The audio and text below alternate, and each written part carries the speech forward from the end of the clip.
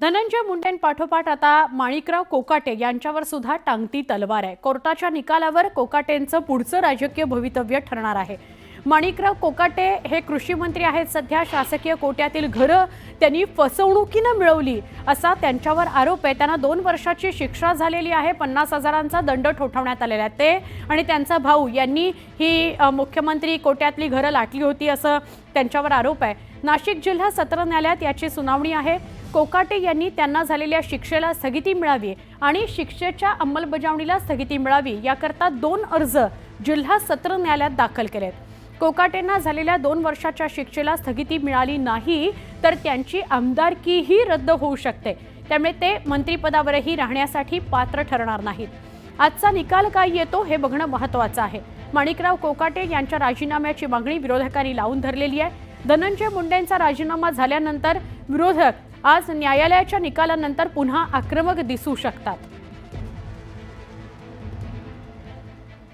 आमचे प्रतिनिधी लक्ष्मण घाटोळ यांच्याशी बोलूया। लक्ष्मण, कृषी मंत्री माणिकराव कोकाटे यांच्यावर मंत्रिपद जाण्याची, आमदारकी रद्द होण्याची टांगती तलवार आहे। आजची सुनावणी महत्त्वाची आहे, काय सांगाल? सुवर्ण, नाशिक जिल्हा सत्र न्यायालयामध्ये या प्रकरणामध्ये 11 वाजता जी युक्तिवाद झालेला आहे त्या युक्तिवादावरती जिल्हा सत्र न्यायालयाचे न्यायाधीश जे आहे नितीन जीवणे या सगळ्या संदर्भात आज निकाल देणार आहे। मात्र खरं तर या सगळ्या प्रकरणामध्ये यापूर्वीच दोन्ही बाजूचा युक्तिवाद संपलेला होता। मात्र या सगळ्या प्रकरणामध्ये माणिकराव कोकाटे यांच्या बाजूने निकाल जात असल्याचं ज्यावेळेला समजलं त्यावेळेला मात्र स्थानिक नागरिकांनी काही वकिलांमार्फत या सगळ्या प्रकरणामध्ये हस्तक्षेप याचिका दाखल केली आणि माणिकराव कोकाटे हे कसे यामध्ये दोषी आहे हे सांगण्याचा प्रयत्न केला आणि अनेक जुने ज्या घटना आहेत त्याचे दाखले जे आहेत ते न्यायालयासमोर मांडण्यात आले। मात्र त्याही प्रकरणाला न्यायालयाने ते ऐकून घ्यायला नकार दिला।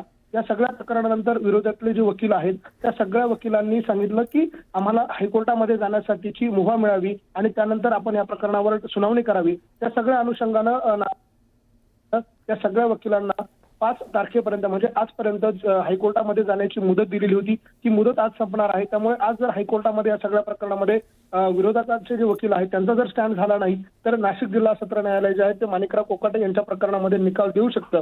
जर या प्रकरणाचा निकाल तर माणिकराव पद आणि मंत्रिपद धोक्यात येऊ शकतं। तुर्तास धन्यवाद माहिती दिल्याबद्दल।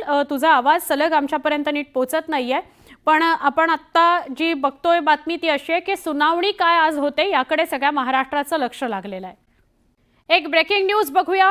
मुख्यमंत्री देवेंद्र फडणवीस यांचा एकनाथ शिंदे यांना अजून एक धक्का।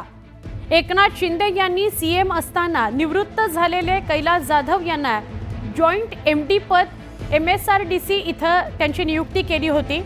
जाधव यांना मात्र तात्काळ सेवामुक्त करण्याचे आदेश सामान्य प्रशासन विभागाने काढलेले आहेत। निवृत्त झालेल्या जाधव यांच्या जागी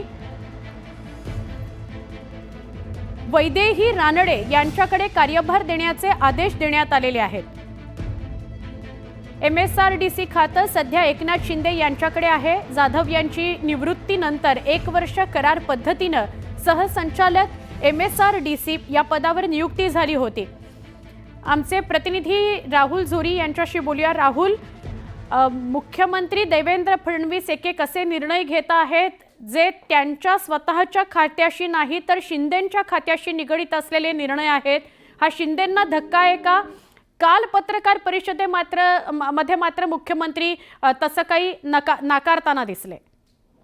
एकंदरीत बघितलं सुवर्ण तर ज्या पद्धतीनं पत्रकार परिषद पार पडली होती आमच्या दोघांमध्ये कोणतंही कोल्ड वॉर नाही हे दोघांकडूनही तितकंच पद्धतीनं वारंवार उल्लेख करण्यात आला होता। मात्र ज्या पद्धतीने काही निर्णय होत आहेत राजकीय वर्तुळात खास करून विरोधकांनी या संदर्भात आरोप जो केलेला आहे त्याचनुसार आत्ताच विजय वडेट्टीवार यांनी देखील याबद्दल खुलासा केला की ज्या पद्धतीनं निर्णय होत आहेत आणि त्या खाते जे आहे ते एकनाथ शिंदे यांच्याकडे अर्थातच कैलास जाधव यांना वाढीव कारभार जो देण्यात आला होता, वाढीव पदभार जो देण्यात आला होता तो आता काढण्यात आलेला आहे आणि त्यांच्या जागी वैदेही रानडे यांच्याकडे तात्काळ कार्यभार देण्याचे आदेश जे आहेत ते देण्यात आलेत।